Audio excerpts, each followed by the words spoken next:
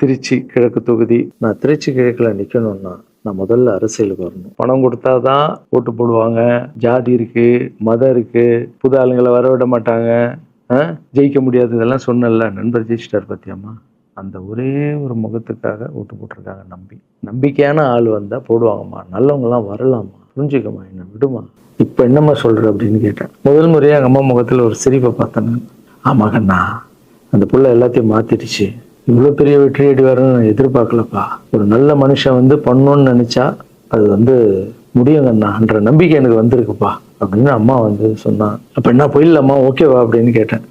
போகண்ணா, நீ நினைச்ச மாதிரி பண்ணு அப்படின்னு அம்மா சொன்னோன்னு காலில் சாஸ்தாமா வந்தேன். தேங்க்யூ ஸோ மச்மா அப்படின்னு. ரொம்ப ஹாப்பி நான்.